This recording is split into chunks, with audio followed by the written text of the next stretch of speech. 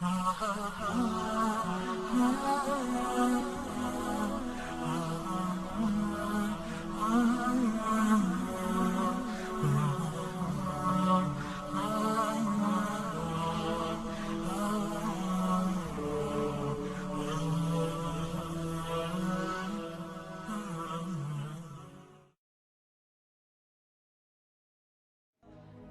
قساوة الظروف التي تجتنفها الحياة، إلا أن الذكريات تحيي فينا نبض الأمل من بعد اليأس.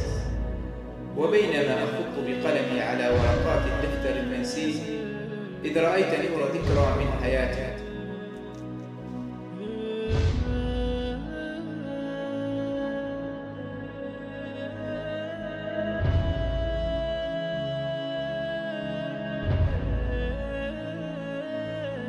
فقبل قرابة 4 عقود من الزمان الماضي، وحينها كان الاعتماد على ما تعطيه الطبيعة للإنسان العماني الكادح الذي لا يمسح منه قطرات العرق الطيبة إلا قطرات مياه الأفلاك التي شقها لنا الإمداد بدمائه ودموعه.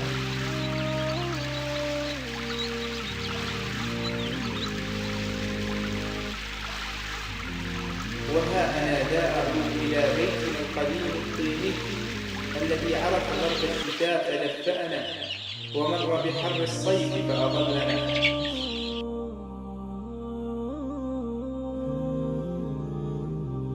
وبوابته الخشبية بداية الدخول إلى معترك تلكم الذكرى. فكان أبي على فراشه يتأوه من فرط الداء العظام،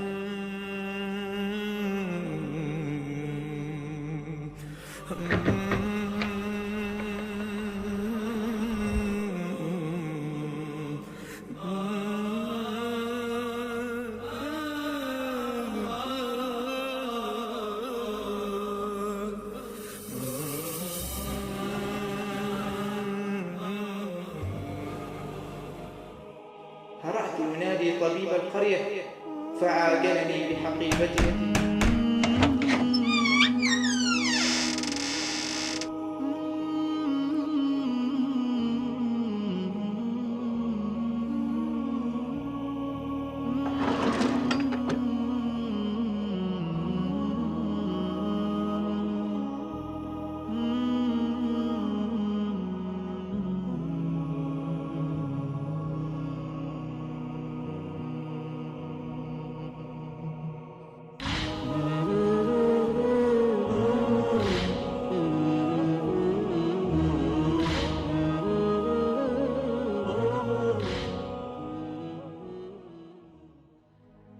حدثني الطبيب وأكاد أصاب بصدمة.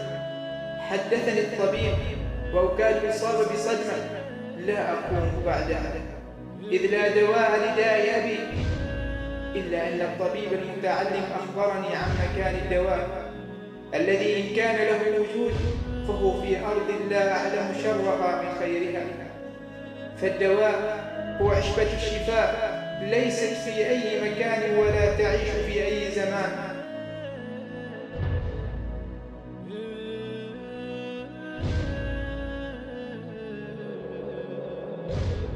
وأنا في رحلة البحث ألتفت يمنة ويسرى، في النهار وفي الليل، تحت حرارة الشمس الحارقة وبرودة الليل المخيف.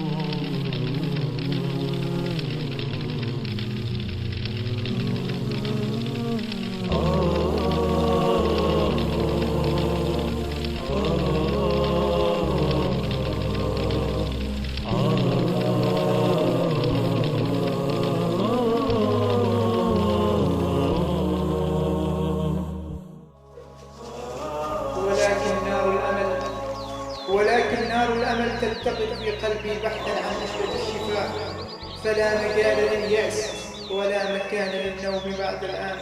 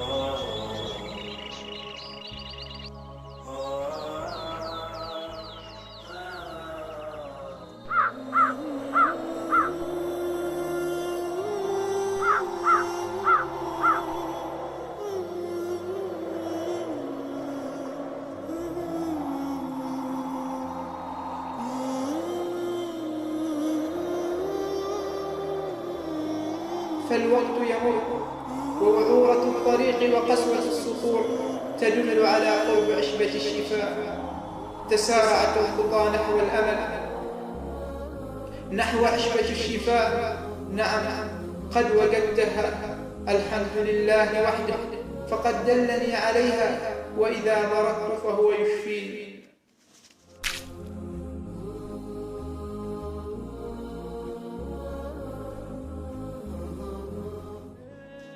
في الجانب الآخر كان عمي، لكنه العم القاسي بين الداخل والخارج إلى بيت يقطيني الذي يلفح الفقر. ولأن قلب عمي قاسي فكان طرق الباب قاسي، حتى أنه رمى أخي الصغير بسبب الغضب الذي أعمى قلب العم. فما ذنب أخي الصغير؟ فكان عمي يطالب أبي بقرض اقترضه أبي من ذي قلب. الكلمات كانت كالسكاكين على قلب أبي المريض، فهدده إما إعادة الدين أو فليحدث ما لا تحمد عقباه. وكان عضالا فوق عضال.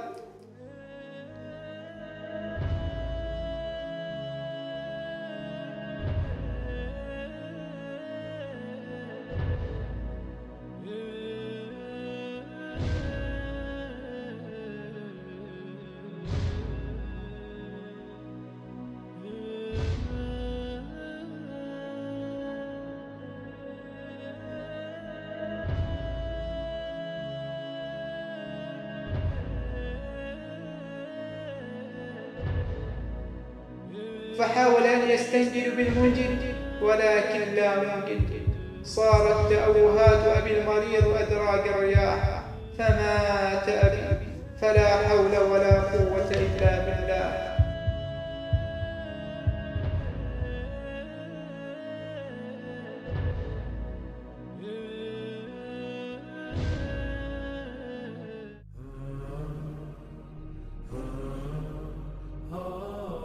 صار أخي الصغير وحيدا، لا حول له ولا قوة، إذ دارت عليه دوائر الزمن. ومع مرور ساعات الحزن رأى أخي شيئا يلوح في الأفق يخلق من الشرق. ما ذاك النور؟ نور الأمل. نعم، هو أنا، ومعي عشبة الشفاء. ولكن لمن؟ فاليأس قتل الأمل. تلقاني أخي الصغير بفرحة اللقاء، ولكن لبرهة، فدموع أخي الصغير قد فضحت ما كان وما صار. رميتها، هرعت راكضا، فإذا بي أرى عتبة الباب، أظنها عتبة الأحزان. لماذا هم متجهمون؟ ماذا صار لنا؟ ما الذي حل بنا؟ ودموع أخي الصغير ما زالت تنهمر.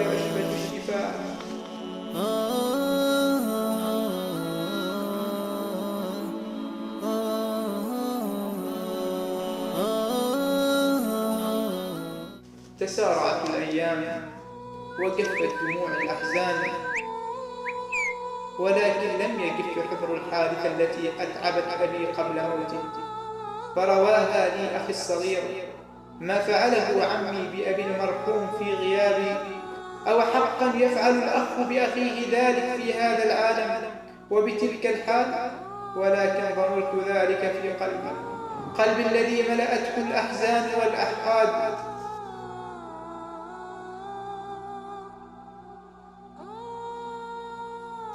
ومرت السنوات وتعشعش الحب حتى أن صار ما لم يكن في الحسبان. انقلب الحال ونهش المرض عمي الذي قسى على أبي.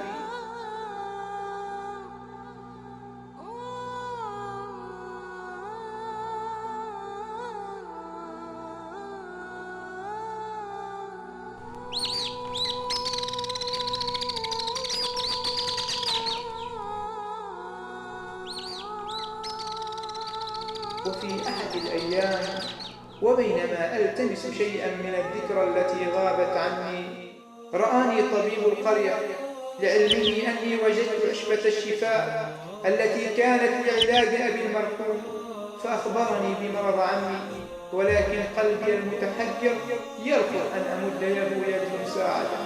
أوليس هو من قسى على أبي؟ ولكن طبيب القرية بادرني بالذكرى، وليست كأي ذكرى، إنها ذكرى الأمل التي قدمها أبي المرحوم. الأب الصالح يدوم أثره حتى بعد موته، فتلاشت سحابة الأحقاد بنصيحة أبي أن يد العون تبني الأمل، وما الأمل يبني الحياة، والأمل يبني الحياة. مهما صارت قلوب الناس قاسية فلا بد أن تعود.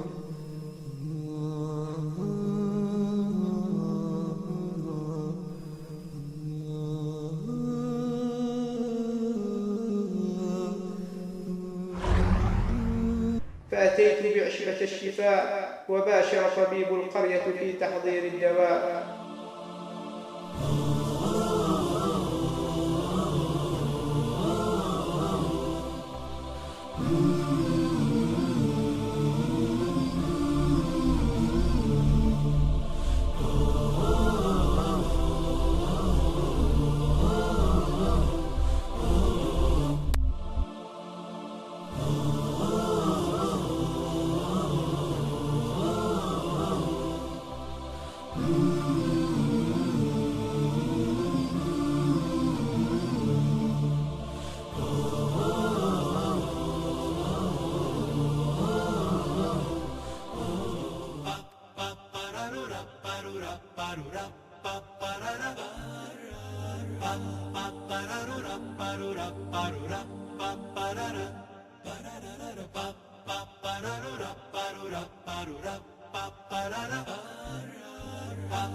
وأشفى الله عمي بقدرة المولى عز وجل، فالقلب الطيب ينتصر على قلب تلبد بالأحقاد.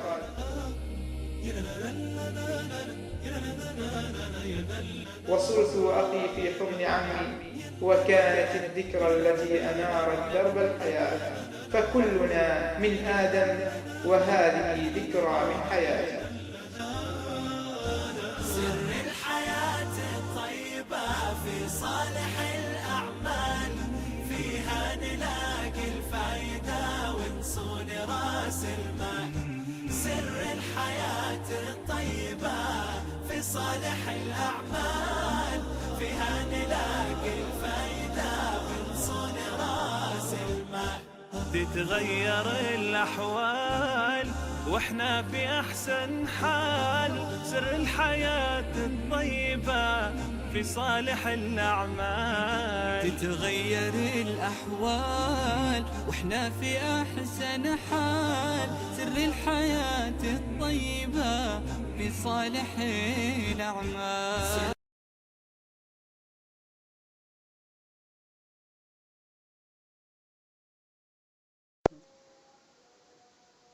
بعدين انت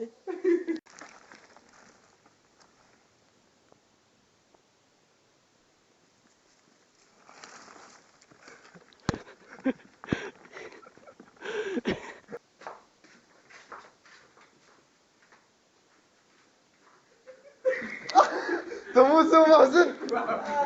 عمك فاروق هذاك عقيل.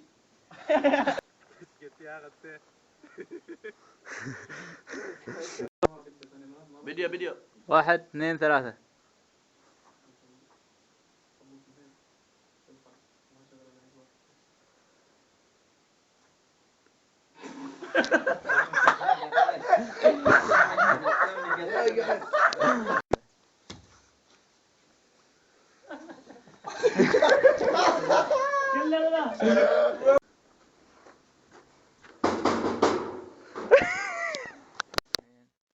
عليك فلوس باغنهن نسان هو نسان ان انت عليك 2000.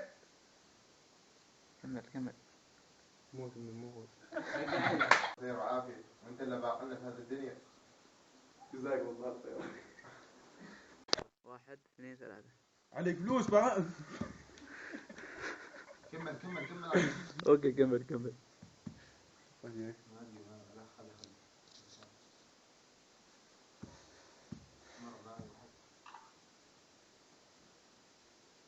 عليك فلوس وقلت تسيب.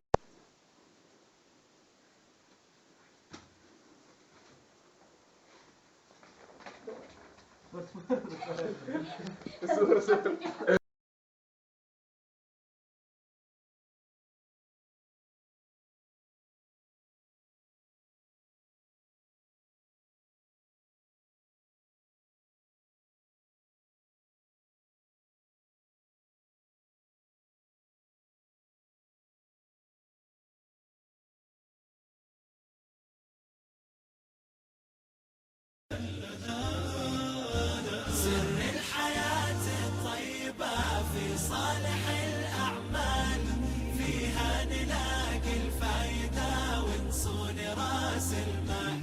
سر الحياة الطيبة في صالح الأعمال، فيها نلاقي الفايدة ونصون راس المال. تتغير الأحوال واحنا في احسن حال. سر الحياة الطيبة في صالح الاعمال. تتغير الأحوال واحنا في أحسن حال. سر الحياة الطيبة في صالح الأعمال.